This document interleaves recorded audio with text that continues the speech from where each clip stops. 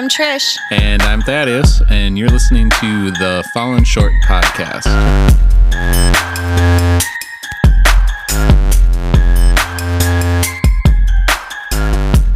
This week on the podcast, as we committed to last week, we are talking about submission in marriage. So talking about what that means, what it is, what it isn't. Now, keep in mind, these are our stances. So you might come across someone else who views this a very different way than us, or maybe they agree, maybe you agree, maybe you don't. Okay, we're not looking to necessarily debate anyone. These are our thoughts and opinions on it. Submission in marriage. Let's just start with what it isn't. So it's not taking for granted each other. It's not being abusive to each other. It's, in essence, it's not me like holding over something over Trish of, hey, I'm in charge and you have to do this, or there's these repercussions. Right. Submission isn't something you can make me do. It's a position of my heart. Again, it's not something I should hold over Trish of, if you don't do A, I'm going to punish you, or I'm going to, in the worst cases, beat you, right? That happens in the world. Yeah, it's definitely submission, and people taking the Bible out of context have used it in a very horrible, awful, ungodly way that actually defiles what the Bible means when it says, wives, submit to your husband. It's been very abused scripture. Maybe not the most abused scripture, but it's definitely one of the top abused scriptures, I think, throughout history. Also super misunderstood. And it's not, like I said, it's not a controlling thing either, where think of it in a way of, even in finances, of having every little check and balance of like, you can't buy that. You can't do this. This money is only for this and this alone. Whatever. Or like you get an allowance. Right. Or which I've heard of before. Or, we have budgets, I guess. But it's a budget's different than an allowance. An allowance is something to me that you have to earn, where a budget is something that parameters that you put around your finances to help it so you can live a really good life eventually. And everyone, don't get me wrong. I think marriage handles money in its own way. And some people, it's, maybe the husband manages the budget and things, maybe in some the wife does, and in some it's a shared partnership. There is always going to be somebody who is better with finances. Sometimes it's the woman and sometimes it's the man. In our case, it's definitely Thaddeus. I am at the age I am now, 24, just kidding. Finally learning how to save money, budget, do different things like that, just because I've never really had to know how to do that before. Even with the finances, and maybe I handle, in our scenario, the budget a little more or whatever. Well, it doesn't matter. Even when it comes to like a big purchase, right? Or everyone that's listening, that has been listening, we have 4 kids. And if we have a kid that wants to do a sport, we have to work that out as a budget. Are we going to be able to make this work? Between the two of us figuring it out, not just me trying to take on the burden, which in the past I definitely left Trish out more and had a lot more of the burden, putting it on myself. Yeah, I wouldn't say that you were leaving me out. I'd just say I was disinterested. I think that's 2 different things. I think I've always felt like if I've wanted to know, I can ask and you would tell me anything I wanted to know. However, I just have always trusted you. And that is part of submission. Submission is your heart as a wife trusting your husband and trusting his leadership. So what is submission? Submission is something that brings freedom. It is a place of trust, safety, and honestly, it's a place where you can thrive, a place where you can grow. When we were first married, I understood that I had to submit to Thaddeus in my head, but it was not, there was a heart and a head disconnection. It wasn't a heart thing, it was a head thing. And it was something I really wrestled with the Lord with. And Thaddeus has no idea because it was an internal heart issue that I was struggling with submission. Yes, he maybe knew it was something I was trying to work through. He maybe understood that. He maybe could sense it, when I'd have good days of being doing it and hard days of doing it. I'm sure he felt it in those ways, but I don't think he'll ever fully comprehend the struggle it was for me to do, because it was not natural for me. It went against every fiber of my being. It went against my human nature to want to submit to him, because I'm by nature, I'm a free thinker. I'm slightly rebellious. I'm very independent. I like to do things on my own. Sure, as a toddler, I was like, I do it my own self, like I just have that is who I am as part of my persona. Probably because I grew up with 4 brothers that, I just went along with them and did their thing and was very independent. So submission was hard, but it was a position of my heart I had to work through to get there. I also struggled submitting to Thaddeus because I didn't honestly always feel like he was worthy of my submission. And I know that sounds horrible, but I didn't always think as a leader of our family he was making the best choices. And so that was definitely a reason why I struggled with submitting also. So I had the rebellious heart, yes, but I also had a trust issue with him and his leadership. And so what I began to do is I began to pray and ask God to help me submit, but then also the other part of my prayer was that God would make Thaddeus somebody who I wanted to submit to and somebody who I could really trust. And honestly, I can't even compare who he is now to who he was then 16 years ago, because it's just such a different person. Well, I think, and I don't want to use it as an excuse, but we did get married young. Mm-hmm. We've been together now almost 20 years between dating and marriage. We were teenagers, right? We got married right at 20, and it's just been growing up together, essentially, into adulthood. We were young parents, etc. I don't want to use that as an excuse. I think it's valid, though, if you're someone who's on the younger side of the spectrum of thinking about marriage, or maybe you are married and you're young, there's going to be some growing pains there. But that being said, even if you're in your 30s or your 40s and just getting married, it's still going to be a struggle. Totally. Some growing pains of becoming one flesh is painful. Right. Because honestly, if you're 30s and 40s and you're getting married, or late 20s or whatever, not, early 20s, teenager, just to make this come full circle, the fact of the matter is, we were young, had to grow up and learn. If you're older and have kind of gone through life a little bit more, maybe you're a little more mature, maybe you have things more together as far as career and things like that, where you might be more set in your ways. So growing and learning how to work together in that regard could be just as tough, if not tougher. And even something we talked about, I think last week or the week before, about working as a team, right?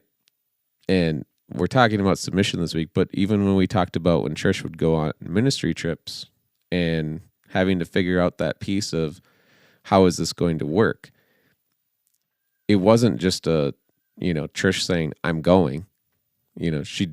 She talked to me about it, right? And we came to an agreement of what needed to happen in order for her to go, right? It wasn't just, I'm going, see you later, right? She came to me with, hey, there's this opportunity to go do this. We need to be praying about it, etc., right? Early on in our marriage, one thing I learned the hard way was that Thaddeus and I were very different as far as what we found enjoyable in that season of our lives. And I was the type who thought when we got married, we'd do everything together. We'd travel together every Sunday after church, or every weekday night after church. We'd go out for dinner together. We'd go out with our friends together. And I totally thought that's how it would be. And Thaddeus thought we would spend a lot of time at home and just go on a lot of dates, the two of us, and really focus on cultivating our relationship between the two of us. We butted heads a lot with that in the beginning years of our marriage because we both had a different perception of what marriage should be and how our relationship would function socially and just as the two of us. And so we had to work through that, and I had to be released by Thaddeus he had to just say, Trish, I want to spend a lot of time with you, which we did, but I also don't want to go be super social all the time like I did in that season of my life. And so he just allowed me to be released to go out with friends or go out after church, and maybe he'd go home or different things like that, because we both had different social thresholds. And at that season of my life, mine was definitely a lot higher, and I had a lot more social needs that needed to get met. I would say it's almost reversed now, where Thaddeus is more of a social being than I am as an adult, and I get so exhausted being around, out in public and socializing. I love it while I'm doing it, but it just exhausts me. And so we very much have flipped roles, which is kind of funny. Or maybe we've learned from each other and we've balanced each other out more. I don't know that we flipped roles. I think I've been pretty even, and I just think because you've changed over the time that it just seems like we've flipped roles to you. But yeah, maybe you're consistent and I've always had this drastically flipped sides. I'm a naturally introverted person. Do I hang out with people? Yes. Do I always need to hang out with people? Absolutely not. Is there times in my life where I've been more social? Yes, more so. I've been in bands, coaching, different things like that. And it doesn't exhaust you. It doesn't. But the thing is that we're very different in those ways. What you've probably learned over these years is the reasons I wouldn't want to necessarily. Okay, we were at church and now we want to go out to eat with everybody and then do this and do this. For me, it's like once we got done at church, let's say it was an evening service, right? I didn't necessarily want to then go out to Perkins or Applebee's or whatever, not because I didn't want to be around people, but for me, it's like I have to go home and have some time to unwind, whether that's just watching something on TV, playing a video game, hanging out with just you, if it's the two of us or whatever. But I can't just like go, hang out, go home, and then just try to go to bed. Which is what I could do when we first started. Because I have to work in the morning. That was a huge struggle with submission too, because I would try to fight tooth and nail to get Thaddeus to go out. And it was, I don't know, it was something we really butted heads over, which is kind of dumb, but we both had our ideas of what we thought life would look like. But the one thing that really helped that change was kids. Because then I was getting so much of my needs met with people interaction and all of that. So it's kind of funny. But if you don't have kids and you're like, oh, we're struggling with this, don't just think kids are going to solve your problems. True. So I want to read a couple scriptures about submission and kind of give you guys where we're coming from biblically. Let's start with Ephesians 5:21. And then we're just going to maybe fire some scriptures at you guys, and then we'll go through and talk through them a little bit. So Ephesians 5:21, and I'm going to read out of the Message version. Out of respect for Christ, be courteous, reverent to one another. Wives, understand and support your husbands in ways that show your support for Christ. The husband provides the leadership to his wife the way Christ does the church, not by domineering, but by cherishing. So just as the church submits to Christ as he exercises such leadership, wives should likewise submit to their husbands. Husbands, go all out in your love for your wives, exactly as Christ did for the church, a love marked by giving, not getting. Christ's love makes the church whole. His words evoke her beauty. Everything he does and says is designed to bring the best out of her, dressing her in dazzling white silk, radiant with holiness. And that is how the husbands ought to love their wives. They're really doing themselves a favor, since they already are one in marriage. No one abuses his own body, does he? No, he feeds and pampers it. That's how Christ treats us, the church, since we are part of his body. And this is why man leaves father and mother and cherishes his wife. No longer two, they become one flesh. This is a huge mystery, and I don't pretend to understand it all. What is clearest to me is the way Christ treats the church. And this provides a good picture of how a husband should treat his wife, loving himself and loving her, and how each wife is to honor her husband. Genesis 3:16 says, "To the woman he said," and this was after the fall, "I will make your pains in childbearing very severe. With painful labor you will give birth to children. Your desire will be for your husband, and he will rule over you." I just want to read one more because I really want to drive home the point that the Bible has multiple scriptures that back up that wives need to submit to their husbands and that wives are under their husband's leadership. So let's go to Colossians 3:18. "Wives, submit to your husbands as is fitting to the Lord. Husbands, love your wives and do not be harsh to them. Children, obey your parents in everything, for this pleases the Lord. Fathers, do not embitter your children, or they will become discouraged. Slaves, obey your earthly masters in everything, and do it not only in their eye when their eye is on you and you carry their favor, but with sincerity of heart and in reverence to the Lord. Whatever you do, work at it with all your heart as working for the Lord and not for human masters, since you know that you will receive an inheritance from the Lord as a reward. It is Lord Christ who you are serving." There's so much to unpack there. Well, and I think that from the three different scriptures that you read, there's different takeaways. If you go chronologically and you go back to Genesis, right, which is the second one that you read, it's after the fall. And if you don't know, when we say the fall, we're saying the fall of man. That's when sin entered the world, right? And when God told Adam and Eve not to eat the fruit from the tree of knowledge of good and evil, and then the serpent. Let's be clear. God instructed Adam to not eat of the fruit. We could get into a huge debate here. What is interesting about it isn't necessarily that Eve fully understood what the instructions were that Adam had. She quoted back what her understanding was, and she said, "You're not supposed to eat from the tree in the middle of the garden. And you're not even supposed to touch it or you will die." And she totally misunderstood the instructions that God had given Adam as how to treat the tree, because the serpent was like, "Surely you won't die. You're not going to die because God didn't say that." So Eve is tempted. She eats of it. She didn't die. She brings it to Adam, right? I don't recall if Eve tells Adam exactly where the fruit was from, but I think it's insinuated. And Adam eats, then God's like, "What are you guys doing? I told you not to," right? And you could go down the path of that's why then God says to the woman, "I'm going to basically punish you for this, and your husband's going to rule over you now, like, because you didn't listen, right? You have to do this." Okay, there's that whole path that you could go down of that's why it is the way it is, and that's why even later in the Bible, the passages that Trish read about women submitting to their husbands and things like that. However, what Trish read in Ephesians, and yes, it was the Message version, and everyone could have their own opinions on that. I just like the way it words it better. I mean, it's more beautiful.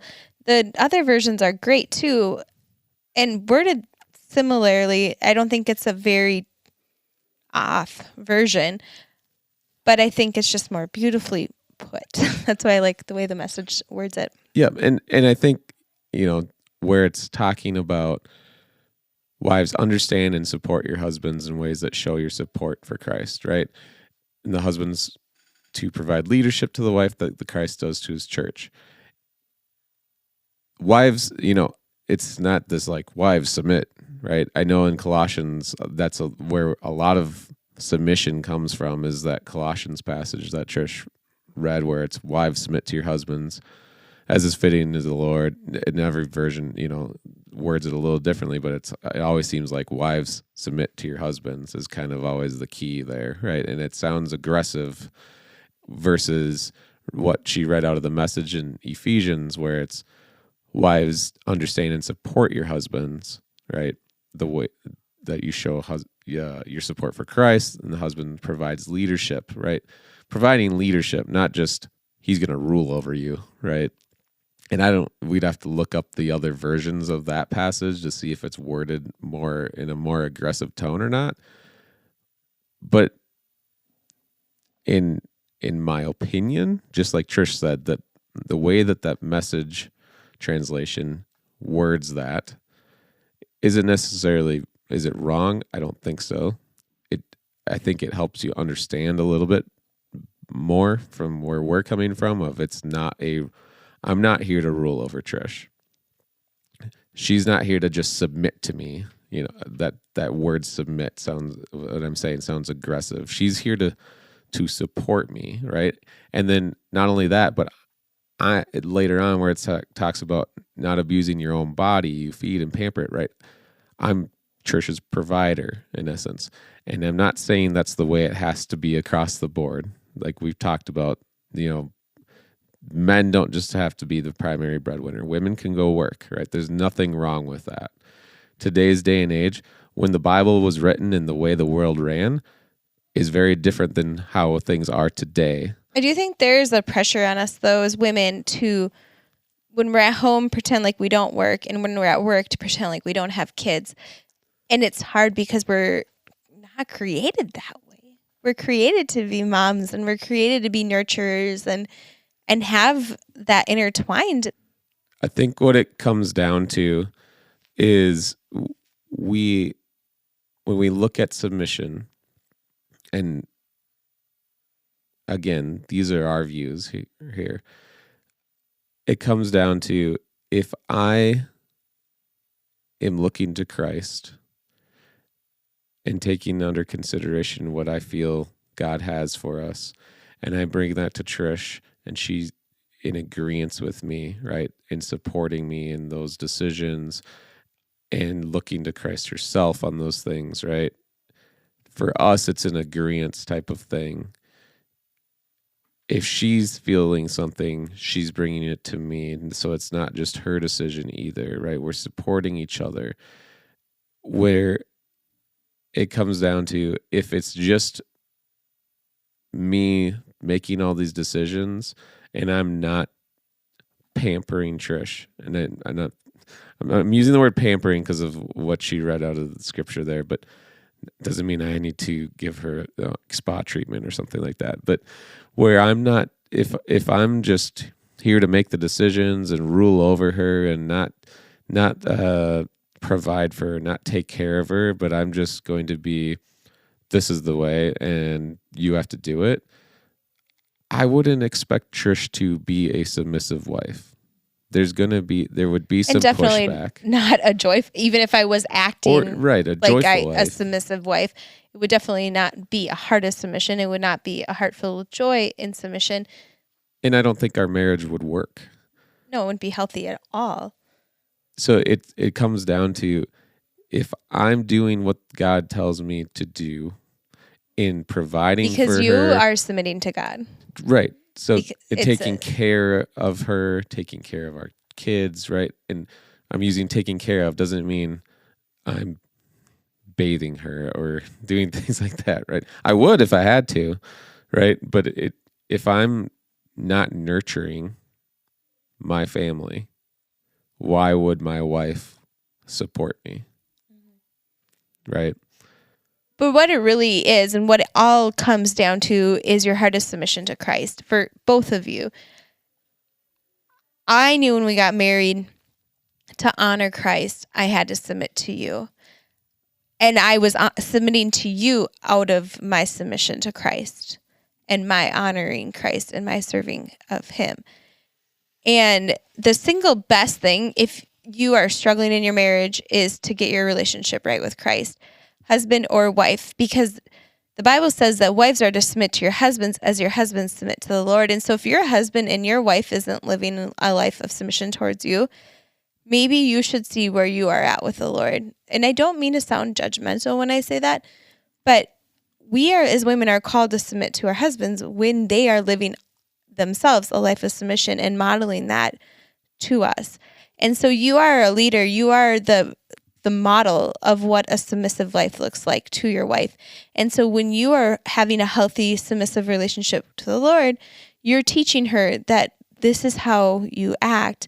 And not only will she learn how to submit to God from you, but she will learn and have a desire to submit to you when she sees that in you. And if you're single and you're not even dating somebody, or maybe you are dating somebody in hopes to marry them someday, or maybe you're engaged, this is your trick. This is your ticket to a healthy marriage. Get your heart in submission to Christ, male or female, wherever you are. Get it in submission to Christ, because it is the single best way to prepare yourself for marriage. Get your heart in alignment with God's will for your life. Get your heart in a place where you are sensitive to the Holy Spirit in your life and you're functioning in obedience to what God is telling you to do, and you will have a healthy marriage when that time comes. But the thing is the Lord doesn't demand you or abuse you into submission. He doesn't hurt you to make you submit to him. What he does is he loves you into submission. He laid down his life for you. He submitted to the will of God. Christ demonstrated submission when he said, "Not my will, but yours be done." And when we were undeserving of Christ dying for us, he loved us so much, he laid down his life for us. And we were not worthy, and we were never deserving of Christ dying for us. But because of his love for God the Father and his act of submission towards God, he functioned in obedience, and he laid down his life for us who were so undeserving. And so maybe you're in that place right now with your relationship where the other person either isn't deserving to be submitted to or deserving to be led, whatever it looks like. I don't know what the tension is, but that is your opportunity to be like Christ. And I'll end with this thought.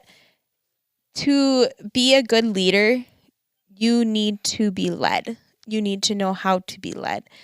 And so if you are a woman who wants to be a strong leader, know how to be led in a healthy way. If you are a man who wants to be a strong leader, learn how to be led.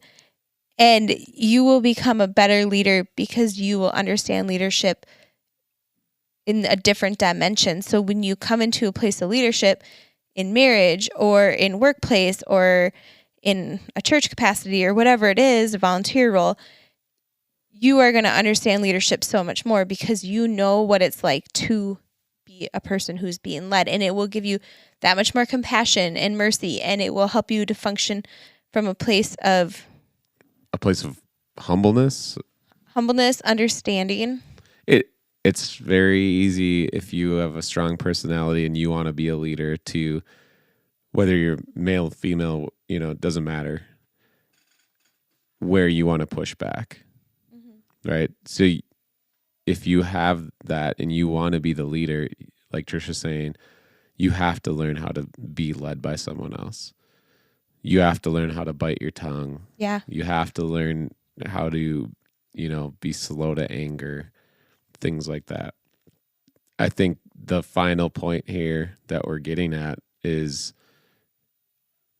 to have a marriage that glorifies God, you have to have honor and respect for each other, whether you feel like you are the leader or not, right? You have to have honor and respect for each other. Is every day going to be perfect? No. Are you going to fight? Yes. Right? But you have to be able to have honor and respect and be able to understand each other after you take a step back, if it's one of those days, right? If you both are looking to God and looking and honestly listening for what God has for you, this, as hard as it is, can be a lot easier. There's freedom and there's joy in submission to God and to man. So, that being said, we hope you've enjoyed this episode. We are going to be celebrating our 16th wedding anniversary this weekend. So exciting. And celebrating a friend getting married as well. So, not sure where we'll be at for next week, as if we'll have an episode or not, how busy we'll be, if we'll have the chance to record something or not. Doesn't matter. If you've enjoyed this one, if you've enjoyed past ones, please let us know. Share it with your friends. You could send us an email to info@fallenshortpodcast.com. We'd love to hear from you, whether it's a word of encouragement, if you have a prayer request, if you have something that you would like to hear us talk about. Please leave a rating and a review, depending on your podcast platform, if it allows it. We definitely would help us out, and we'd appreciate it. So, until next time, I'm Thaddeus. And I'm Trish, and we love you guys.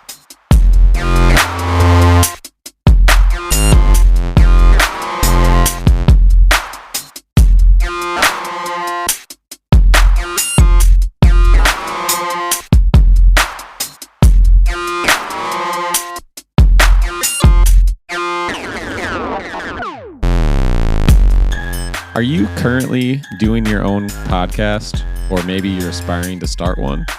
If you are, we'd like to encourage you to check out Blueberry Podcasting for all of your hosting needs. We use Blueberry today, and let me tell you, it's real slick. Works with our website just fine on a plugin. So if you use our code Fallen Short, you can get your first month free. So you can go ahead and click that affiliate image link on our website and get started with your podcast.